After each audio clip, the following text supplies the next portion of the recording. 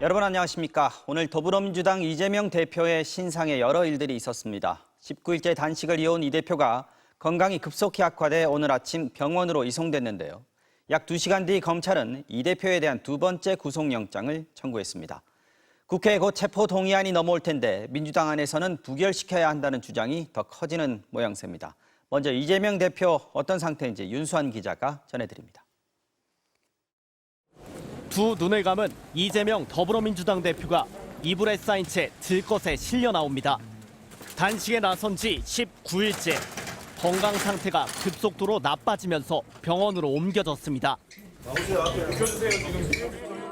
이 대표는 아침부터 탈수 증상을 보이며 의식이 혼미했던 것으로 전해졌습니다. 오전에 만난 분은 대표가 의사 표현이 전혀 안 된다고 지금 그 정도 심각했다고 지금 의사 표현을 못 하셨답니다. 아예. 국회 근처 병원에서 응급조치를 받은 이 대표는 서울 중랑구의 녹색 병원으로 옮겨져 회복 중입니다. 당장 위급한 상황은 넘긴 것으로 전해졌지만 이 대표는 병상에서도 단식을 강행하겠다고 밝혔습니다. 이 대표는 최소한의 수액 치료 외에는 일체 음식 섭취를 하지 않을 계획입니다. 민주당은 이 대표가 단식을 중단하지 않는 이유로 폭주하는 정권에 제동을 걸기 위해 자신이 앞장서야 한다는 의지라고 전했습니다. 국민의힘은 이 대표의 조속한 쾌유를 빌며 이제 단식을 중단하고 민생 현안을 논의하자고 제안했습니다. 다만 이번 단식이 정기국회를 정쟁의 소용돌이로 몰아넣는 등 이미 많은 피해를 가져왔다며 김영삼, 김대중 전 대통령의 단식 사례와는 달리 아무 명분이 없다는 점을 거듭 강조했습니다. 이재명 대표의 단식에서는 그런 대의를 찾아볼 수 없었고 사사로운 개인의 사법 리스크만 더 많이 부각되었습니다. 앞서 국민의힘 지도부는 이 대표에게 단식 중단을 요청하면서도 단식 농성장은 일체 방문하지 않았는데 이 대표가 입원한 병원 방문 계획에 대해서도 검토 중이라고만 밝혔습니다. 대통령실도 이 대표의 병원행에 대해 별다른 입장을 내지 않았습니다. MBC 뉴스 윤선입니다. 검찰은 월요일 일과를 시작하자마자 이 대표에 대한 구속영장을 청구했습니다. 백현동 개발특혜 의혹과 쌍방울의 대북 송금 의혹, 이 두 사건을 묶어 각각 배임과 뇌물 혐의를 적용했는데요. 검찰은 정치적인 이유로 시작된 단식 때문에 법에 정해진 형사 절차를 늦출 수는 없다고 설명했습니다. 이유경 기자가 보도합니다. 더불어민주당 이재명 대표가 병원으로 옮겨진 지 약 2시간여 뒤 일주일 일과가 막 시작된 오전 9시 2분 검찰이 이 대표의 구속영장을 청구했다고 언론에 알렸습니다. 지난 2월 첫 구속영장이 국회의 체포동의안 부결에 가로막혀 불발된 지 7달 만입니다. 첫 구속영장과 다른 사건들이지만 구조는 사실상 같습니다. 검찰은 이 대표에게 성남시장 시절 백현동 사업을 민간업자에게 몰아줘 성남시에 200억 원대 손실을 끼친 혐의를 적용했습니다.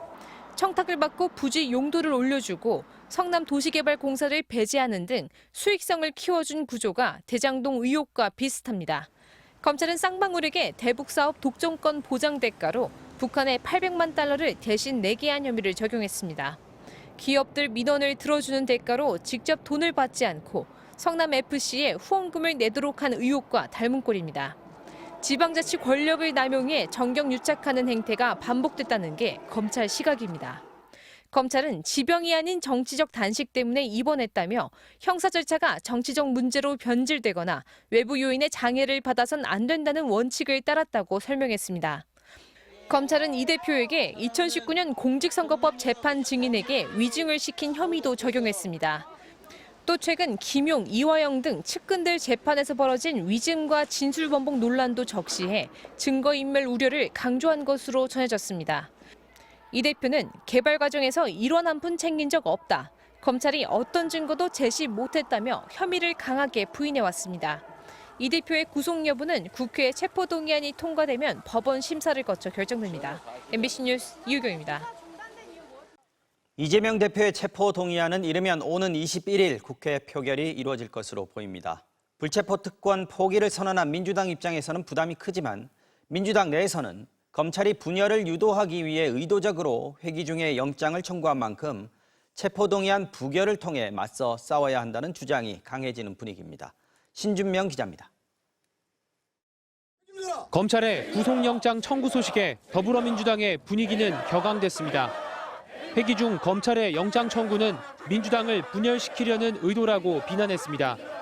민주당을 분열시키고 민주당을 낭떠러져 밀어넣고 그리고 정권의 권력을 더욱 강화하겠다는 국회로 넘어올 체포동의안을 부결시켜야 한다는 주장도 공개적으로 터져나왔습니다.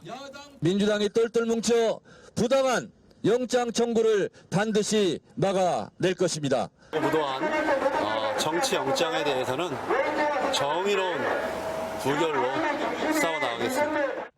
체포동의안은 윤석열 대통령의 결재를 받아 국회에 접수되고 이후 처음으로 개의되는 20일 본회의에서 보고되는 것이 유력합니다. 이후 24시간에서 72시간 안에 본회의 표결이 이뤄져야 하기 때문에 이르면 21일 본회의에서 표결이 이뤄질 것으로 보입니다. 민주당은 오후에 긴급 의원총회를 다시 열었지만 결론을 내리지 않고 체포동의안 표결 방향에 대해 계속 논의하기로 했습니다. 하지만 벌써부터 당 내부에서는 친이재명계 의원들을 중심으로 검찰에 맞서 싸워야 한다는 부결 주장이 줄을 잇고 있습니다. 정당한이란 단서를 달아 여지를 두긴 했지만 부결시킬 경우 당 혁신이 제한 1호인 불체포 특권 포기 선언과 배치됩니다. 또다시 당내 갈등을 유발하는 방탄 프레임에 갇힐 수도 있다는 뜻입니다. 구속영장 청구 직후 국회에 출석한 한동훈 법무부 장관은 원칙에 따른 영장 청구라는 점을 강조했습니다. 피의자가 단식해서 자해한다고 해서 사법 시스템이 정지되는 선례가 만들어지면 안 된다고 생각합니다. 그러면 앞으로 잡범들도 다 이렇게 하지 않겠습니까? 국민의힘은 이 대표 본인이 국회 연설에서 불체포 특권 포기를 약속했던 사실을 잊지 말라며 불체포 특권을 포기하든지 차라리 해체하라고 민주당을 압박했습니다. MBC 뉴스 신준명입니다. 전국은 급속하게 얼어붙고 있습니다. 교섭단체 대표 연설에 나선 민주당 박광원 원내대표는 윤석열 정부와 검찰을 향해 잔인하다, 오만하다고 비판했습니다. 민주당은 국정 운영 전반에 쇄신이 필요하다면서 한덕수 총리 해임 건의안을 제출했고 이어 용산 대통령실 앞으로 가서 내각 총사퇴를 촉구했습니다. 국민의힘은 이재명 대표를 사수하려고 민주당이 무리수를 두고 있다고 평가했습니다. 손하늘 기자입니다. 더불어민주당 의원들이 단체로 대통령실 앞에 섰습니다. 손에는 내각 총사퇴가 쓰여진 손팻말을 들었고 이재명 대표의 단식에 연대하는 의미로 인간띠를 이었습니다. 윤석열 검사 독재 정권 야당 탄압 정치 수사 즉각 중단하라. 윤석열 정권의 국정 쇄신과 내각 총사퇴를 기치로 걸었습니다. 윤석열 검사 독재 정권은 전면적으로 국정을 쇄신하고 총리 즉각 해임하고 내각을 총사퇴해야 됩니다. 대통령실 항의에 나서기 전엔 한덕수 국무총리에 대한 해임 건의안을 제출했습니다. 12구 이태원 참사부터 잼버리 대회 파행, 후쿠시마 오염수 방류와 해병대원 순직 사건까지 국정 운영 전반에 대한 총체적 책임을 물었습니다. 총리를 비롯한 내각을 전면 쇄신해야 나라가 다시 제대로 된 방향으로 갈 수 있다 생각을 하는 저희 민주당 의원들의 모두 뜻을 모아서 제출했습니다. 국정 쇄신 요구에 당력을 집중하겠다며 오늘 예정된 상임위 대부분을 거부했고 교섭단체 대표 연설에선 대통령이 법치와 상식, 보편적 가치의 위험선을 모두 넘었다며 브레이크 없는 폭주를 벌이고 있다고 비판했습니다. 참으로 우리가 잔인하고 비정한 시대에 살고 있다는 생각이 듭니다. 문민정부가 세워진 이래 이렇게 오만하고 교만한 정권이 있었습니까? 국민의힘은 민주당이 이재명 대표 지키기를 위한 무리수를 두고 있다고 평가했습니다. 정기국회가 진행 중인 가운데 민주당이 이런 결의를 한 것은 이재명 대표 사수를 위해 민생을 내팽개치고 국민 다수와 싸우겠다는 얘기와 다르지 않습니다. 국회 다수당으로서의 책임은 정치인 개개인의 정치 생명보다 더 무겁다며 민주당은 명분 없는 무리한 정치 투쟁을 멈추라고 촉구했습니다.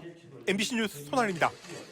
조국 전 법무부 장관 아들에게 허위 인턴 확인서를 써준 혐의로 재판을 받아온 민주당 최강욱 의원에게 대법원이 유죄가 맞다며 원심이 내린 징역형을 확정했습니다. 최 의원은 곧바로 의원직을 잃었습니다. 김상훈 기자입니다. 지난 2017년 최강욱 전 의원은 조국 전 법무부 장관의 아들에게 법무법인 인턴 확인서를 허위 발급해준 혐의로 기소됐습니다. 대학원 입시 업무를 방해한 공범이란 겁니다. 쟁점은 문제의 인턴 확인서가 증거로서 효력이 있는지 여부였습니다. 2019년 조 전 장관의 배우자 정경심 씨는 자산 관리자에게 PC 하드디스크를 넘겼는데 검찰이 원래 주인인 부부의 참여 없이 자산 관리자에게 바로 하드디스크를 제출받아 증거로 삼았기 때문입니다. 대법관 4명으로 구성된 소부는 결론을 못 내렸고 대법관 전원이 모이는 전원합의체가 열렸는데 이변은 없었습니다. 3년 8개월 만에 대법원은 최 전 의원에게 징역 8개월을 선고하고 그 집행을 2년 유예한 원심을 확정했습니다. 다수인 9명의 대법관이 하드디스크를 넘기면서 사실상 처분 권한까지 준 거라며 증거 능력이 있다고 봤습니다. 피의자 인권 보장과 관련한 좀 획기적인 진전이 있는 판결이 나오기를 기대했는데 결국 헛된 기대가 된 것 같습니다. 금고 이상인 징역형이 확정되면서 최 전 의원은 바로 의원직을 잃었습니다. 조 전 장관 부부의 아들 입시 비리 혐의 항소심 재판에서도 허위 인턴 확인서는 증거로서 효력을 유지하게 됐습니다. 최강욱 의원직 걸린 대법원 선고 있잖아요. 입장 한 번만 좀 설명 부탁드립니다. 연세대학교는 조 전 장관 아들의 입학 취소 논의에 착수하기로 결정했습니다. 이번 판결이 김명수 대법원장 마지막 판결로 알려졌지만 김 대법원장은 오는 21일 한 번 더 판결을 선고한 뒤 24일 임기를 마칩니다. MBC 뉴스 김상훈입니다.